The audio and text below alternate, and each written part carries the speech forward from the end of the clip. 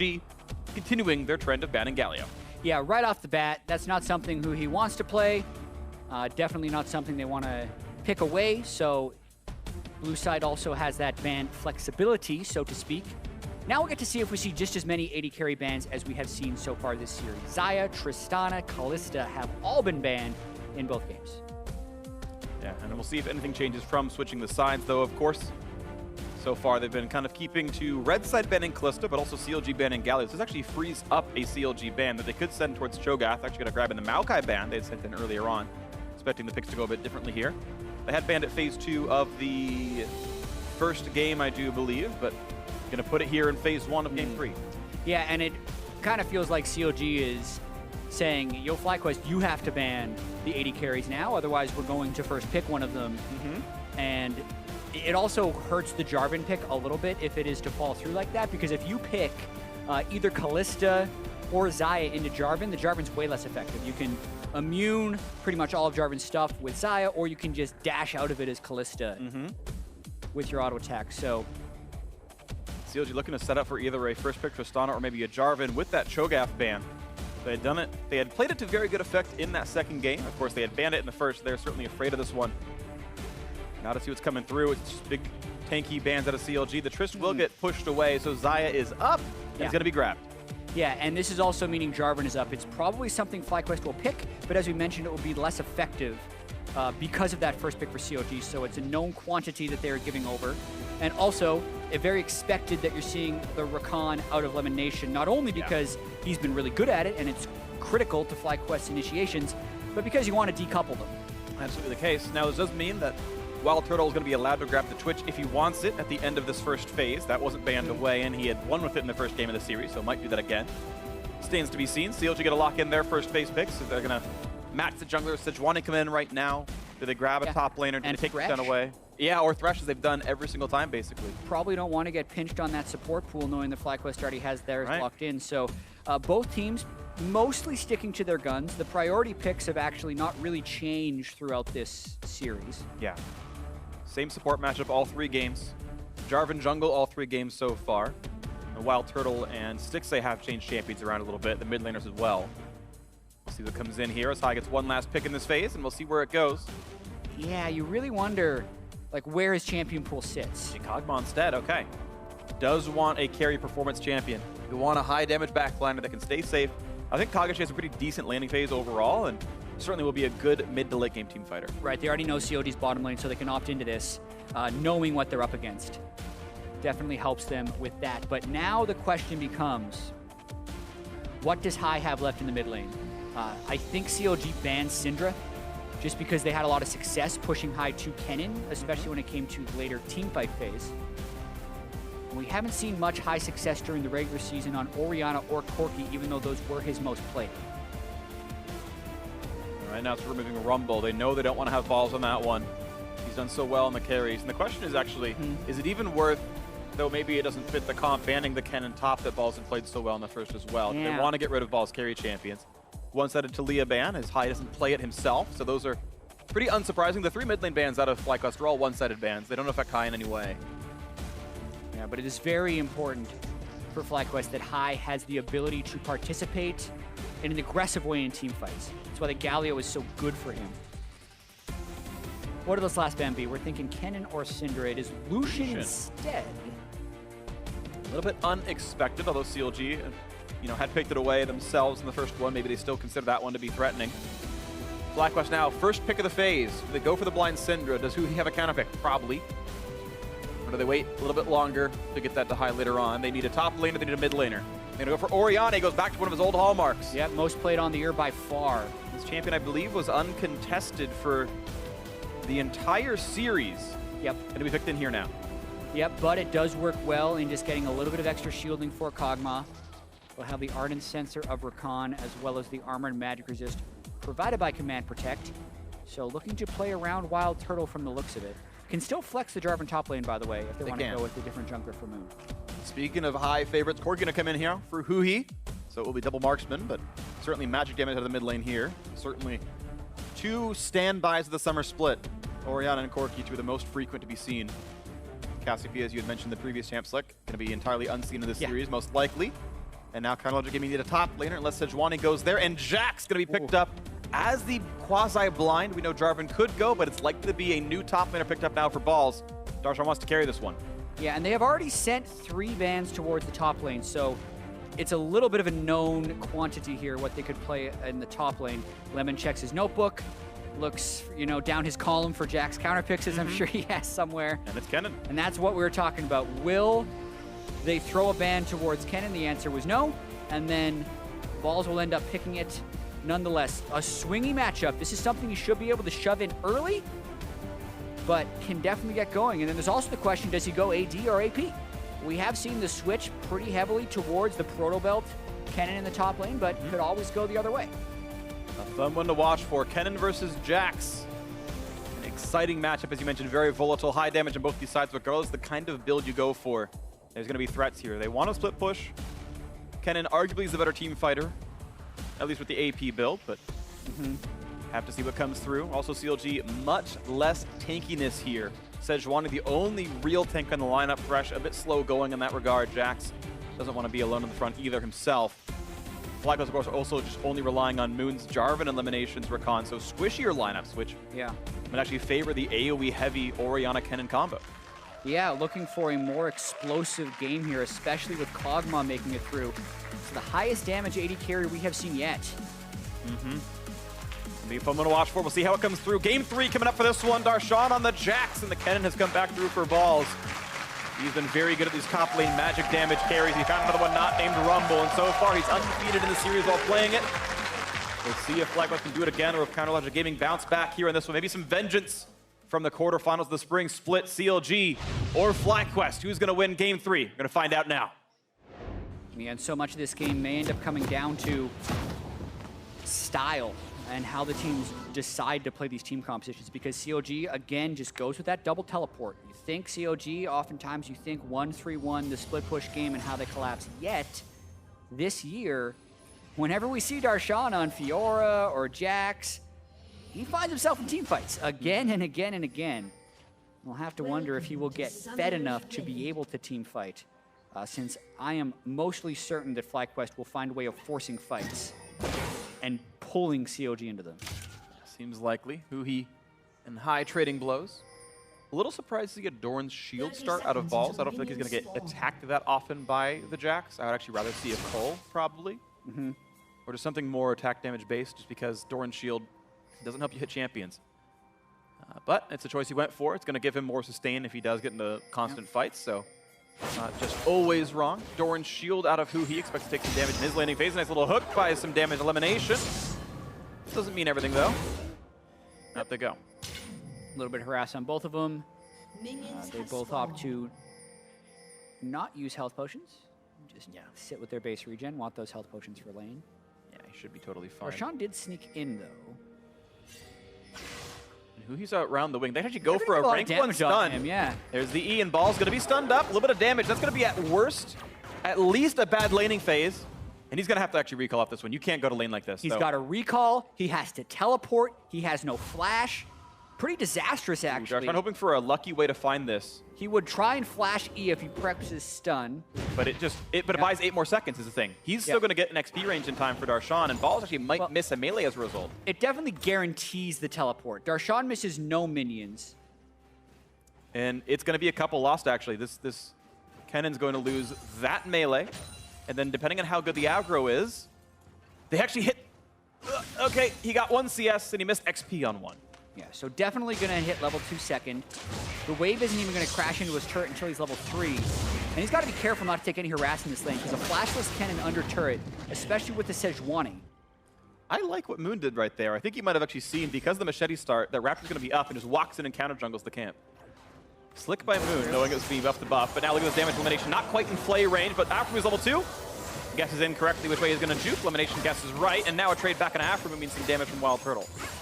They still got the heal out, which isn't bad. And yeah, Moon with that ad-lib jungle start. Blue has a lot of mana, so he spellcasts down the Raptors. Gets all that sweet golden XP, and now we'll hit level 3 off the red buff, so not bad. Level 3 for OmarGod here. Takes the 3 big camps. So they are equal on camps right now, but there's just 1 less available for the Sejuani. A continued trade in the mid lane and good autos at a high. Minions help him a bit as well. He had the minion wave on his side. Right now, though, small gold lead CLG, mostly courtesy of this top lane right now. There is some gold sitting in the wave, though. The veritable banana stand for balls right now. He's going to get jumped on, a couple hundred health down, and Darshan wins that trade. He knows he has OmarGod coming up. They don't know where Moon is yet.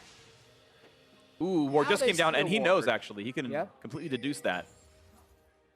You think they saw Moon. He has to know, because that trinket ward was fresh. Yeah. There's no way they don't know Moon was there. Well, they definitely see him now. And Yeah. I wonder if OmarGod considered going for a counter jungle on Krugs, but that too would be too dangerous. Yep. Call out to Darshan. There's a ward on that brush. You don't want to recall there. And it's OmarGod hoping to find Jarvan on the camp. And as Jax walks in, he knows he's unsafe. So CLG getting a counter jungle back to themselves. As Moon took away the Raptors, so too will OmarGod take away the Krugs. 70 gold down the drain. Looks for the trade as well. Level 3 on both, but the Raptors are kind of on his, or the Krugs are actually kind of on his side. OmarGod taking some damage from them. Sej actually a really good duelist early game, but we mentioned how dangerous those Krugs were to take. Got the stun, gets the knockup. OmarGod might have bitten off more than he can chew, and suddenly he and Bristle both forced to flash away. Yeah, there goes the jungle advantage for sure. Moon still has flash, can still take the remainder of those Krugs down. Doesn't mean Darshan has a free lane. Nice ward to continue the harass. And that's how good that matchup can look. Ball's getting probably the better off of that one. Yeah, minion wave shoving towards you. Well, Darshan may look to reset this with the teleport. And then maybe freeze balls out, because he knows that the teleport's down on Kennen. And if he gets an item on him too, that could be pretty big. Ooh, no, 8 seconds. That's actually such a critical cancel right there. Because now Darshan doesn't want to recall in fear of letting that wave crash, so he can't freeze him out nearly as easily now. He's not going to get all in. He's healthy enough. He got the Doran shield. Moon's far away, but you don't expect Darshan to die. I think it's almost impossible, so he'll get the wave pretty safely. Yeah, but I think if Balls doesn't stop that recall, the wave never hits the turret.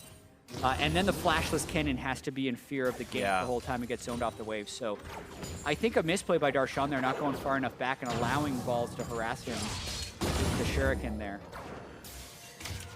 We'll see what comes into this one. Is Huhi going to get the wave clear? And OmarGod, I guess, going to maybe absorb some XP. No wing to be had in the mid lane. Close enough, though. Huhi had already burned his first teleport, though, to come back to lane with really very small pieces of items. Huhi going to get his first recall off now himself and gets the Lost Chapter. That's the recall you want as pretty much any mage. It's the first power spike you can reliably get, plus the control ward. A couple of wards coming down from Moon already as well, helping to watch that mid lane. Should keep the players pretty safe. OmarGod wants some Raptors. Moon doesn't want that to happen, and gets a few of them back, but OmarGod got 2 of the small ones and 1 of the big ones. Yeah, much more subdued early game this time than last game.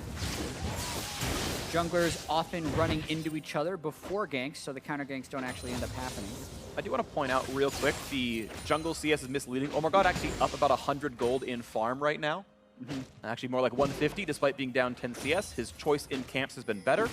So OmarGod actually is winning the jungle battle despite what the numbers might say to you otherwise. And he's looking for another gank, but it was recently rewarded by Balls. The deeper he goes on this, the harder it's going to be for him to escape. He's flashless. Good control ward.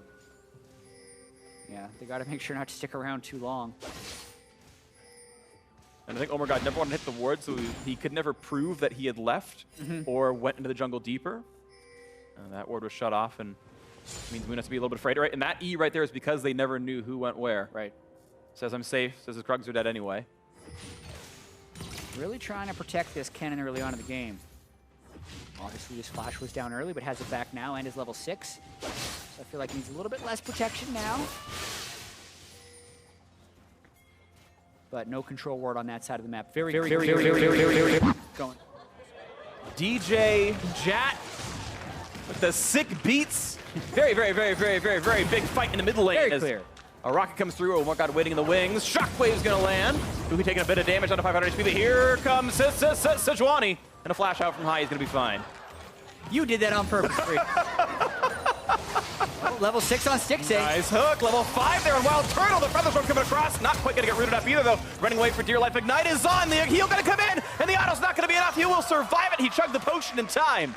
Out goes WildTurtle. Just barely the cleanse, the heal, everything else. Keeping him alive. 31 health, and that's the double defensive bottom lane actually paying off there for FlyQuest. Heal on the support. Cleanse on the Kog'Maw. trying to help him farm at the turret as well, so they withstand that. And it's a 3 summoner for a 3 summoner trade, so that ends up working out for FlyQuest since they now have the level 6. And they do, and they were already winning in farm up until that last little bit right there. You're seeing the -1, but it was actually a lane, generally speaking, won by FlyQuest, so really good to them in the 2-on-2s this game. Back to equal in gold overall. Certainly anyone's to be had to keep watching these lanes go forward. Really nice farm there for Darshan, plus 14 as the lane resets. I mean, really good stuff. Certainly, yes, he had gotten to level 1 antics against balls. He had got some gank pressure as well, but still, CLG have been investing in this player, in this champion. That's why you pick it. He begs investment, and so far it's paying good dividends. Yeah, and with the package up, you wonder if they're just going to continue camping that top lane, even though it hasn't really netted them many advantages. It's the 18 CS, but that would almost be expected after the early teleport was burned, as well as the flash was burned out of the Kennen. Slight miss there, but he's going to get the next one. Now, TP advantage right now is for balls because Darshan's TP was later. That doesn't have to mean much. There might not be a fight in the bot lane, but of course, balls has ulti, so you've got to watch out for that. The CLG duo lane should be afraid as a result. Right now, they're playing pretty far up, and a lantern to keep them safe is going to be fine. There aren't any great deep wards, so there's no TP flank locations for balls. There's something to watch out for with the TP disadvantage. Kennen is one of the best bot lane teleporters in League of Legends. OmarGod just still trying to counter jungle. Got rid of the Raptors. Well, if they still have package, it would be their window to gank, but Ball senses this. he's playing so defensively. I mean, look at that good control ward. Walks away from the turret. It is going to put the turret in danger, though. Yeah, because it's very hard for him to walk up now. With Omar staying, this is probably them committing for the turret kill and the satisfying thunk, thunk, thunk of the Jack's ultimate. His turret's going to just barely fall. They've got to watch out, though. This is going to be a lot of damage from the turret. Have to wait for the next wave, and that just might give him enough space. Balls. Yeah, well, lets him go back in turret, but gets stunned and stunned again. An auto attack in the burst damage might be too much. He gets the big giant ulti across one. Darshan is aggro. He's got to run away. He's going to flash for good measure. Turret will still fall, and he does get it. I believe he might have been arranged for local gold, I'm not sure, but here comes High to the top side. He wants to fight this one. FlyQuest actually got first turret in the bot lane, as Jatt was pointing out onto that one, so FlyQuest doing the better side of it. That's why CLG tried so hard. That was huge. Moon was there first. The fact that Balls was able to hold that without giving up first blood, big swing. Hook, lantern, the sinker maybe as well. Shot to buy some time, and back over the base gate goes High. Nicely played on the escape. A great attempt, of course, as well, but meanwhile, bot lane still a 3v0, yeah, as FlyQuest getting more. There's no reason for him to stop. I mean, FlyQuest totally outplayed this situation where there's relentless pressure by CLG on the top side of the map. But then, because they were able to burn High's heal and flash, it is a 2-for-2, but with all the pressure that they were taking on that side of the jungle, to have this equal trade and the first turret, I think is still slight advantage FlyQuest, even though mid-turret makes it close. I'm checking to make sure that OmarGod actually got local gold on top lane turret. He did. Now watching that fight again, though. Good CC layering, but then balls, that flash is so good. Yeah, don't quite kill him before his flash. That allows him to get in range for a bunch of ult damage, forces the flash out of Darshan as well. Yeah. And the reason he did that wasn't because he thought he could win the fight, but it's because he was trying to delay long enough for the first turret gold to go over. A very, very swingy play right there, because not only was first blood on the line, first turret was on the line, and that's, what, 700 or 800 gold worth of bonuses? 700 gold swing, yeah. And here comes the TP on the top side. Darshan is here with Lemonnation, but here comes Balls as well. The knockup's going to land on the one, and he's going to mean he gets into the stun for a bit of perfect cleanse on a WildTurtle. And here comes the dive. The other three members of CLG, half HP on this Kog'Maw. The chase not to be had, though. Darshan's going to turn back as well, losing another 100 HP or so. Yeah, going really deep right there. Flashing by Huhi for what looked like maybe the heal of Lemonnation. Yeah. It definitely feels a little odd this game from CLG, like they're almost forcing too much around their game plan of, hey, let's get Jax ahead. Hasn't backfired yet, but they have yet to get first blood, and when they commit so much on an unsuccessful play, I wonder where the counter is. But that means Kog'Maw's going to land for certain. We have no way out of this one except maybe a couple of kills. It's going to be a quick whip, and a first blood comes through WildTurtle. Flashing away, stays out from Darshan, but now there's a fight 4v4 because there is no Kog'Maw. And move forward to run away. Lemonnation the same. Quick flag and drag out. First blood, no losses. FlyQuest getting farther ahead, 1,000 up. Yeah, FlyQuest squeaking out these advantages is CLG over-pressing in a lot of scenarios. Like, they have the vision control, they have the players where they want them, but they're just not able to pull off any plays. Some really good defensive play by Balls as Kennen in this game. Look at that CS. He's down 13 only after all the proximity OmarGod has spent up in that top side. and all the control wards CLG has been able to get in their jungle. We'll see if more of it pays off later on. FlyQuest, of course, up to the first blood. Rift Herald itself with a couple hundred gold. Let's see what else can come through for this squad. They're going to knock that one down. And then let's see the next objective, if they can get this one to go anywhere. 800 gold to OmarGod. There's that. And I wonder if they can just go for heavy pressure top lane, summon it right away, and 3v1 the Kennen. At the very least, they're going for red buff, but don't have the control wards necessary to get rid of the defensive vision completely. I would on FlyQuest. You would think he's just I would Rift Herald fall. this every time, by the way, top lane. I think this is a free turret if you use it. They should be Rift Heralding right now. Oh, Lemonnation at man. 5 HP. Battle dances the red buff away from Darshan. Herald does get summoned. Very smart. CLG will answer top lane tier 2. But of course, that is in turn responded by that Cloud Drake going down in favor of FlyQuest. Arguably advantage to the turret, but that push can still continue. Balls is alone. He's getting Rakan to join him now. Lemonnation pressure with a red buff. Yeah. Rakan coming in. What backup does Stixxay have?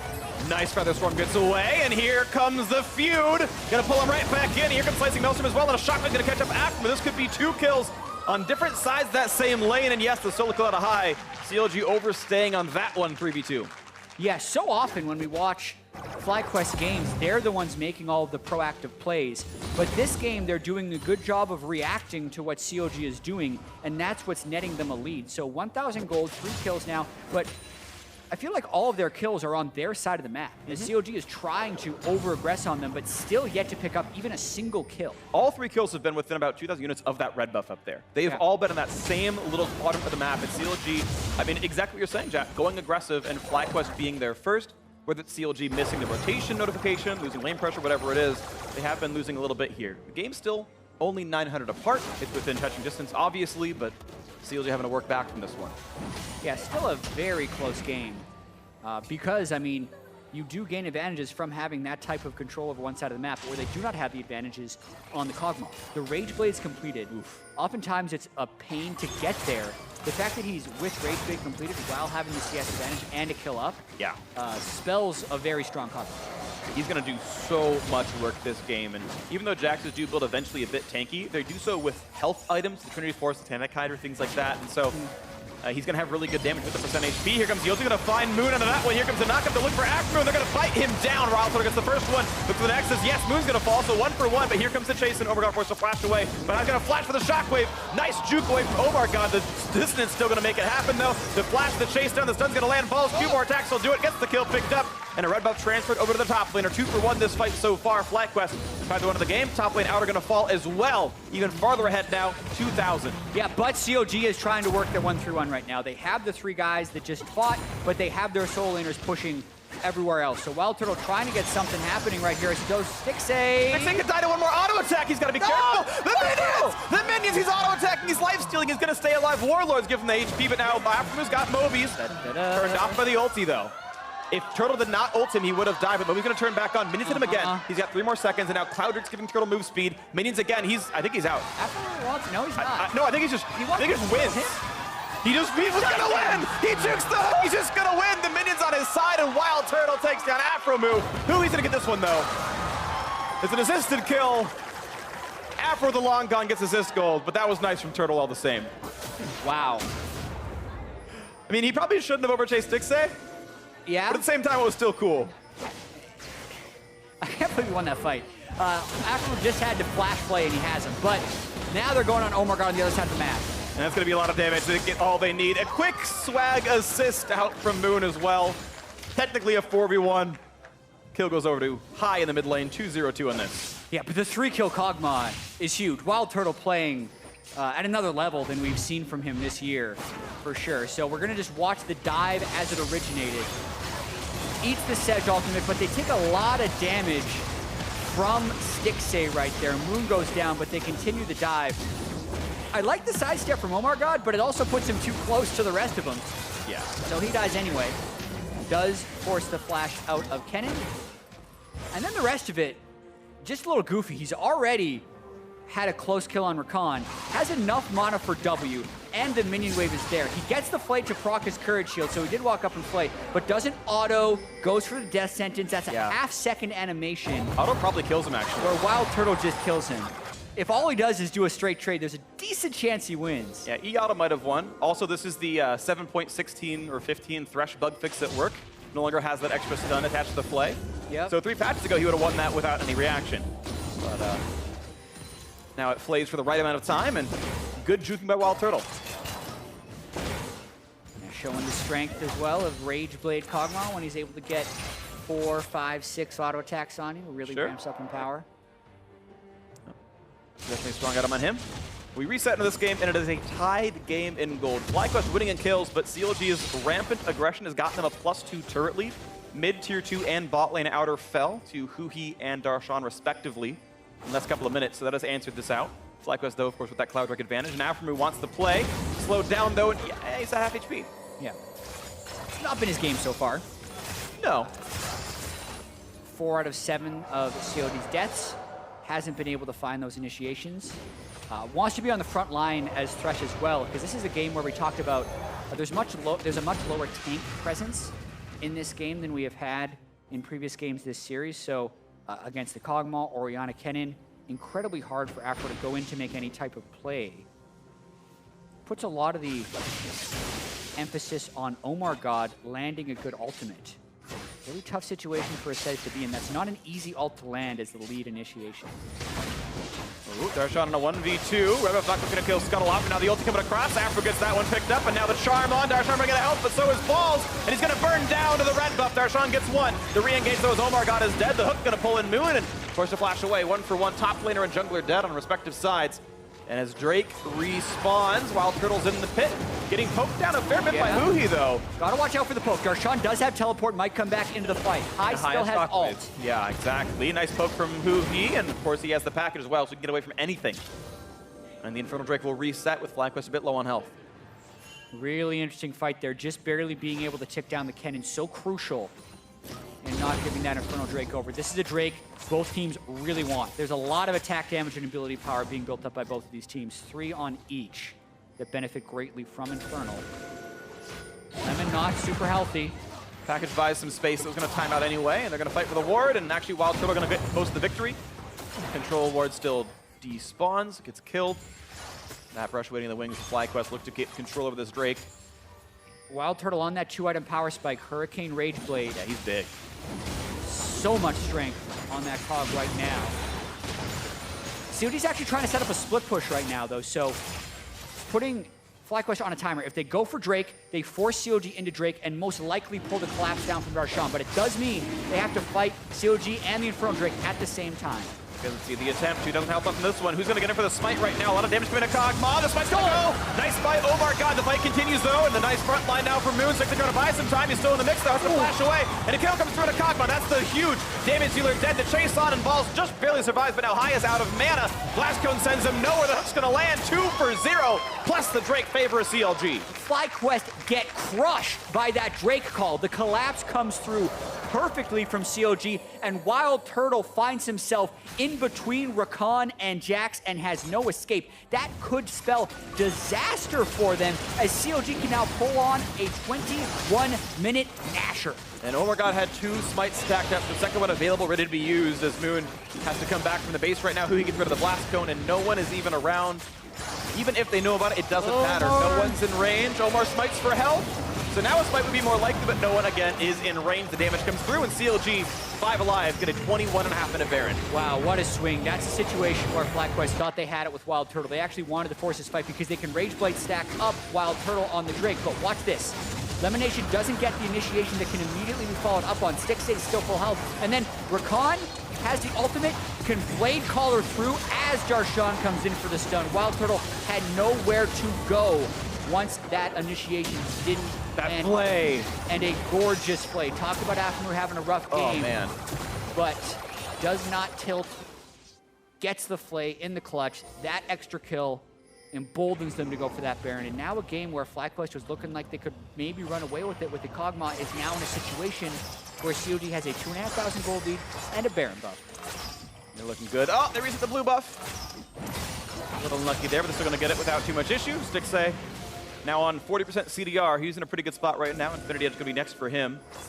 As WildTurtle going towards Essence Reaver himself. He'll have that buff up available more often when he does finish all those completions. And we'll see if he can like sort of catch back up in this. 2,500 right now. The gold lead for Counter Logic Gaming. Darshan on the split push. No deaths. Doing reasonably well for himself.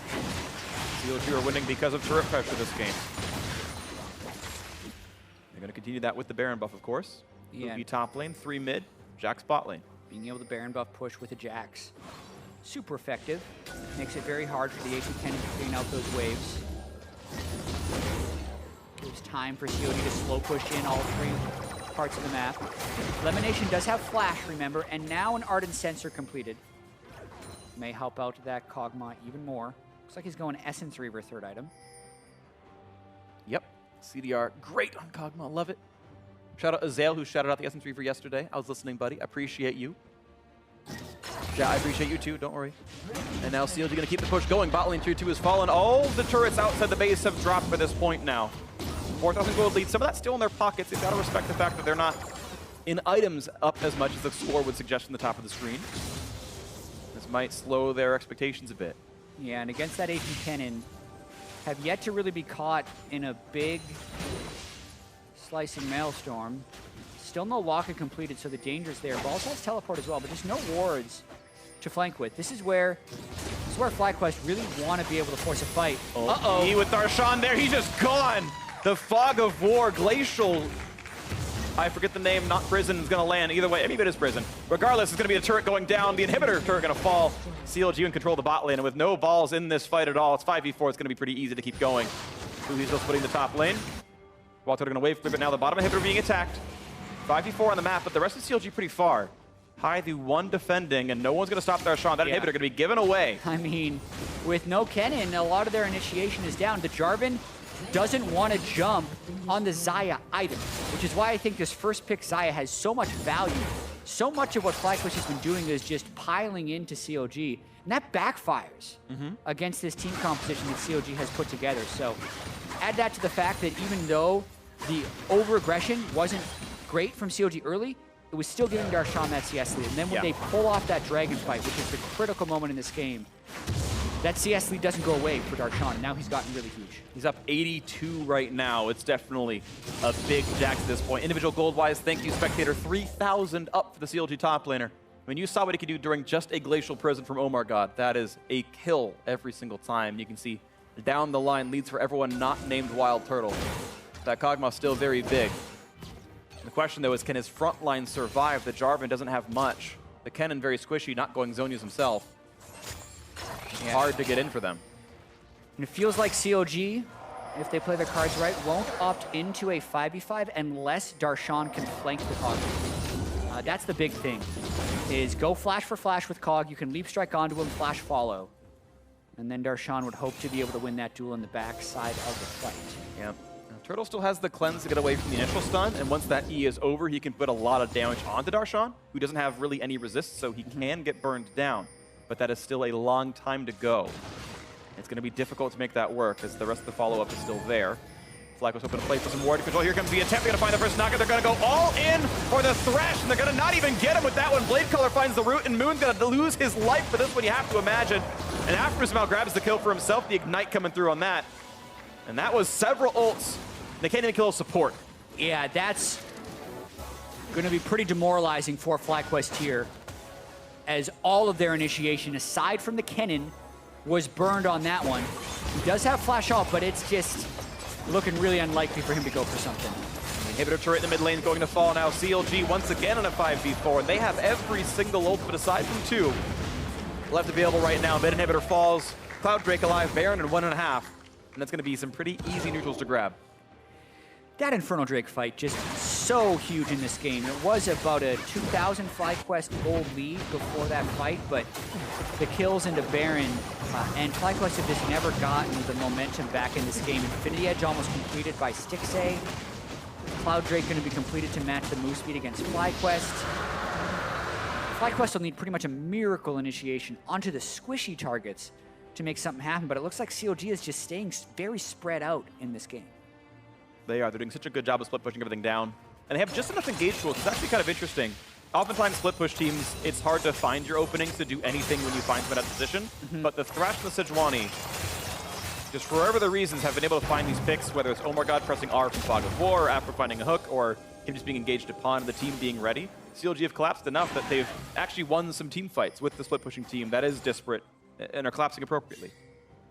Yeah, and have the stone plate now for OmarGod as well. If they do try and go all in on a 5v5, it makes it a lot harder for WildTurtle to cut through him. And never turtles out this far from the base. You can see CLG is tempted, but it's going to be discipline that needs to reign supreme for CLG here. Wait for the waves to crash. Baron is up in 20 seconds. They can probably get that. Not almost in range of something, but they've learned their lesson from their previous engages. Lemonnation does have the flash. No heal, though, but Turtle still has flash cleanse himself. And all the farm being donated to the Kog'Maw. He's got to be the one to carry. Huhi has got his CDR. He's got his Void Staff. He's got the Leandries. He's about as tank bust as he's going to get. I mean, Death Cap eventually is nice, but it's a long way away. Yeah. You can see how much FlyQuest is hoping for burst damage when you see the Kennen go Void Staff before Zhonya's. Feels like he needs the Void Staff to even compete with Darshan in the side lane, but it's probably not enough. And having a Kennen slowly smack away at a super minion, a little depressing to watch sometimes. Yeah. Takes a very long time. Not the easiest. His Q does okay against it, but everything else is pretty rough. And here comes the attempt now, CLG Gaming. Close enough to a ward, they see this, so they know that they've been spotted, and Stixxay taking Baron loses half his health bar. Moon coming around, looks to sweep the wards away, will get hooked, and there's going to be the Lantern to pull him in. They're going to look to talk down this jungler. Dunk comes in, here comes the Orianna as well.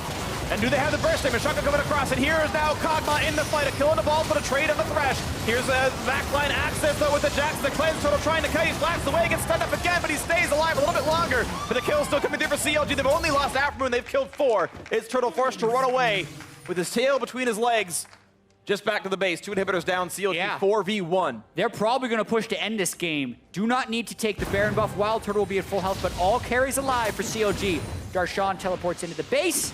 Super minions are there. They're going for it. Looks to be the game 3 victory for Counter Logic Gaming. 1-1 the series. About to be 2-1 as Huhi pushed into the back line. There's the final kill to pick up.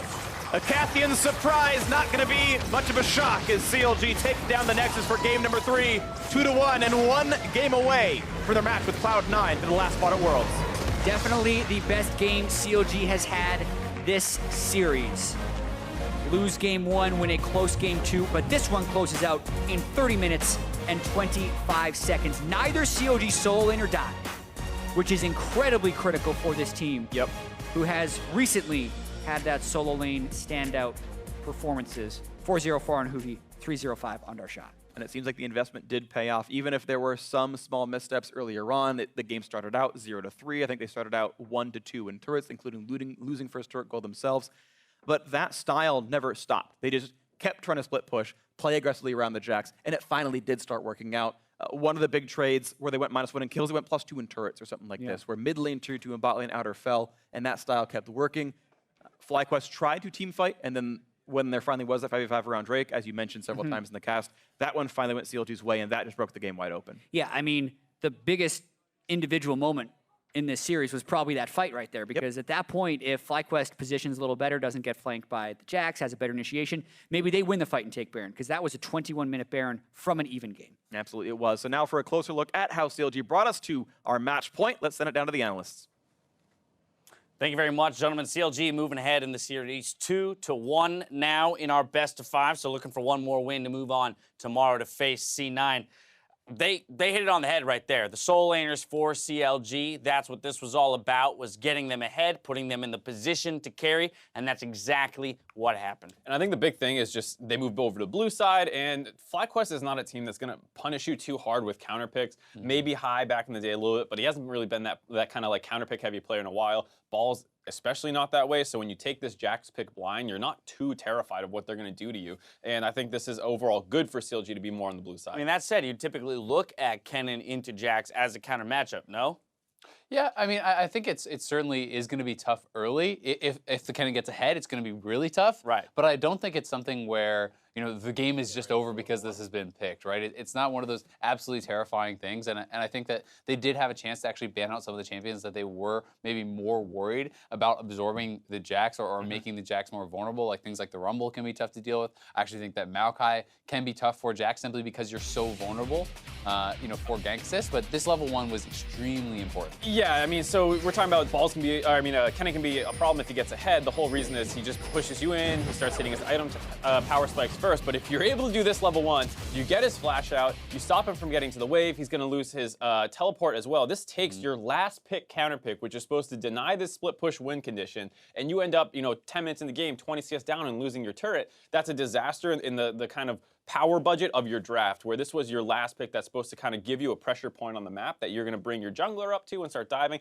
and your whole first 10 minutes of your game plan destroyed off that level 1. Right, again, yeah. I mean, Moon intelligently responding, knowing that the dive attempts might come through, has to play to that side, but now he's playing defensively to that side of the map, as opposed to perhaps ganking the Jax along with the Kennen and looking for a kill themselves. And so you really see how much the tables are turned there, and when the Kennen can't get off the ground, it gives Darshan so much allowance to start really elongating those lanes and putting pressure on the sides. Yeah, and I mean, I think a really big thing about this game for me was also just the fact that because their lanes were doing well for CLG, this was not something where FlyQuest can just like group and be like, oh, better come fight us now as a Jax with nothing on your belt, Right. Like, they actually had the time to keep split pushing, even in some of the cases where the bot laners were getting caught out or whatever. They already had pressure established in the other lanes. You see, the bot lane dying top, but Huhi's killing the mid turret, Darshan's killing the bot turret. They had time to actually, establish the split push and get pressure going. And I think it's really big that this went well because they were not playing particularly cleanly on the CLG side. They had a lot of weird turret trades.